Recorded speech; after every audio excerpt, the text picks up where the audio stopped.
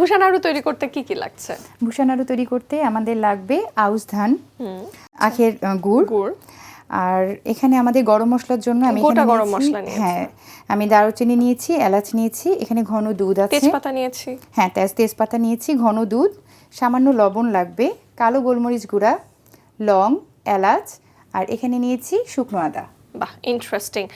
ভুষা নাড়ু, আমি প্রথমে তো নাম শুনে ভেবেছিলাম বোধহয় ভুসি দিয়ে তৈরি করা নাড়ু। আমাকে একটু এক্সপ্লেইন যদি করেন কেন নামটা ভুষা নাড়ু? আচ্ছা, ভুষা নাড়ু আসলে এই জন্য যে আমরা চাউলটাকে ভেজে তারপরে আমরা যে পাউডার ফর্মটাতে নিয়ে যাই, আমরা তো শহরে দেখা যাচ্ছে যেটাকে পাউডার বলছি বা বাট এটা গ্রামে হচ্ছে ভুসি বলে বা এটা হচ্ছে ছাতু বলে। তো যেহেতু ভুসি অথবা ছাতুটা থেকেই হচ্ছে আমি নাড়ু তৈরি করব, এই জন্যই হচ্ছে ভুষা নাড়ু। আমরা এবার প্রসেসিং এ চলে যাই। অবশ্যই আপু, আমি চাউলটা ভেজে নিব। আমি এখানে 1.5 কাপ পরিমাণে চাউল নিয়েছি। যদি কারো কাছে মনে হয় যে আউশ এই চাউলটা নাই, তাহলে সে আমন নিতে পারে, অথবা সে যেই চাউলের ভাত খায়, ভাতের চাল যেটা, সেটা দিয়েও হবে। আমার এটা দেখে একেবারে ঢেকি ছাটা চালের কথা মনে পড়ে যাচ্ছে। খুব এখন তো সচরাচর দেখাও যায় না, আগে তো ধান ঢেকিতে ভেনেই তারপরে চাল বের করা হতো। আরেকটাও জিনিস হচ্ছে, আমার এই রেসিপিটা আজকে সিলেক্ট করার কারণ বা হচ্ছে যে আমি আমার নিজেরও মানে গত কয়েকদিন থেকেই মনে হচ্ছে যে আমি সেই ছোটবেলায় গেছি, কারণ দাদির বাসায়। আর এই রেসিপি কিন্তু এখনো ঢেকিতে ছাড়া করে না। আচ্ছা, মানে এটা ঢেকিতেই করা হয় এবং অনেক সময় নিয়ে করা হয়, কারণ এটা ঢেকি ছাটে মানে ওখানে করে, দেন হচ্ছে ধীরে ধীরে অন্যান্য উপকরণগুলো দেয়। তো এটা আমি ঢেকিতেই হচ্ছে বানাই। আমার শুধু করার একমাত্র কারণ হচ্ছে যারা শহরে আমরা আছি তাদের এটা খেতে হবে, তো খাওয়াটা যেহেতু উচিত, খুবই পুষ্টিকর একটা খাবার, তো তাদের মতো আমরা অতটাও না পারলেও অ্যাটলিস্ট এই রেসিপিটার সাথে সবাইকে পরিচিত করতে চাই। তো এটা আসলে ঢেকিতেই করে। আচ্ছা, আমাদের চাউলগুলো ভাজা হয়ে গিয়েছে আপু। হ্যাঁ, ওকে, চুলাটাকে নিভিয়ে দিই? না, এটা থাক, চুলা থাক, আমরা এখানে হচ্ছে গরম মশলাগুলো ভেজে নেব। এটা আসলে চাইলে কেউ বেশি করে বানিয়ে এয়ারটাইট বক্সে রেখে দিতে পারে, দেন ধীরে ধীরে সে খাবে। মোটামুটি কতদিন রাখা যায় আপু? এটা আপনি 1-2 মাস রাখতে পারবেন, ইজিলি এটা থাকবে। আচ্ছা,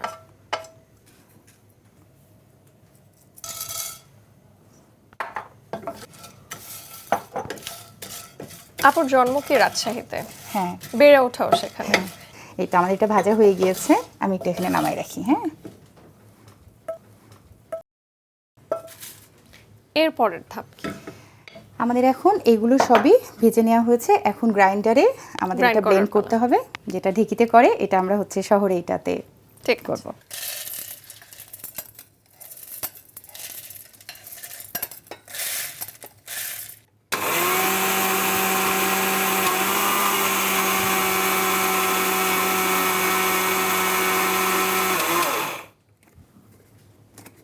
আমাদের তো ঢেকির কাজটা করছি, তো তখনও হচ্ছে ধাপে ধাপে যখন ঢেকিতে কাজ করে তখন ধাপে ধাপেই উপকরণগুলো মিক্স করে, দেন মিক্স হয়ে গেলে আরেকটা দেয়।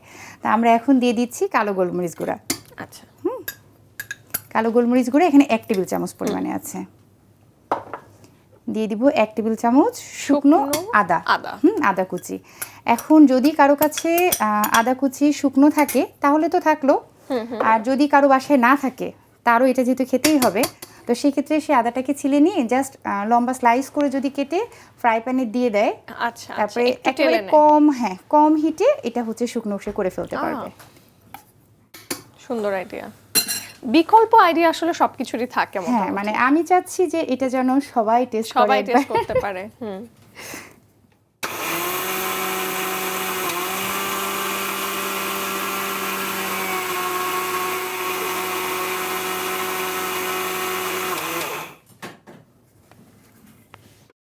এর মধ্যে দিয়ে দিব 1/2 চামচ মতো লবণ। একটা করে ইনগ্রেডিয়েন্টস যোগ হবে এবং ব্লেন্ড করতে হবে। আমরা হচ্ছে একটু লবণ দিয়ে দিলাম, যেহেতু রাইস, টেস্টটা ব্যালেন্স হবে।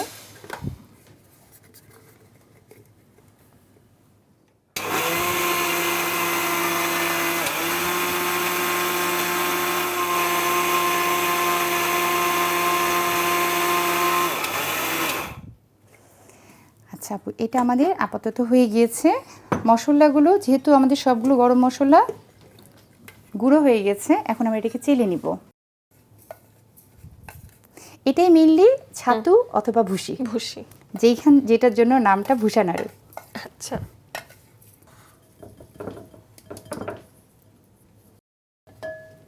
আমাদের নেক্সট স্টেপ কি? আমরা নেক্সটে এইখানে হচ্ছে আখের যে গুড়টা সেটা মিক্স করব। আচ্ছা, এটা আমরা আবারও নিয়ে নিব। আরো মিহি হয়ে যাবে। হ্যাঁ, এখন আর সেই আদার গুঁড়িটা নাই, মানে মশলার যে ইয়েটা ছিল। এখন আমরা আখের গুড় দিব। হ্যাঁ, এটাও একবারে দিব না, অল্প অল্প করে দিব, মিক্স হবে। একবারে দিলে দলা হয়ে যেতে পারে।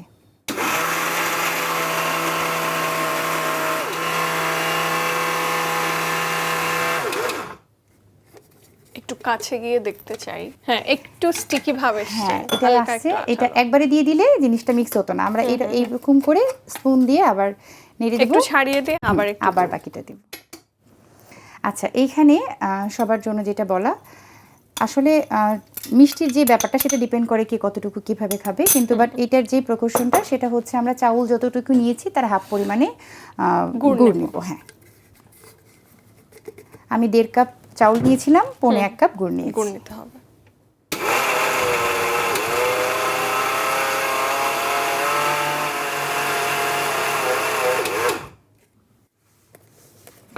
আর যে কোনো খাবার প্রিপেয়ার করতে একটু সময় তো দিতেই হবে। হ্যাঁ, এখানে হচ্ছে দেখা যায়। হ্যাঁ, এই যে আপু, এখানে আর কোনো ধরনের কোনো আখের গুড়ের ইয়ে নাই।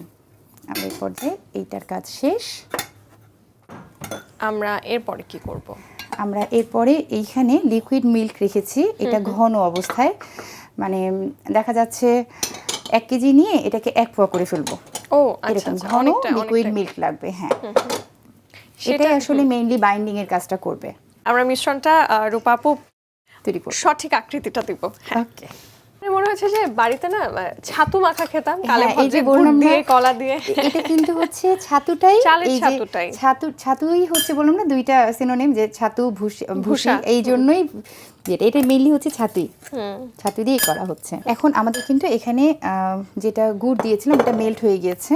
এখন জাস্ট পরিমাণ মতো এখানে আমাদের ওই যে ঘন দুধটা বললাম, এটা আমি পরিমাণ মতো এখানে দিব।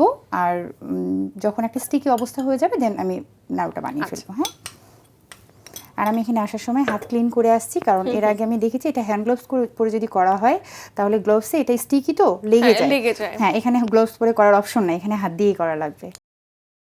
আমরা একবারই লিকুইড পুরোটা দিব না, কতটুকু লাগবে দেখে বুঝে দেন অ্যাড করব।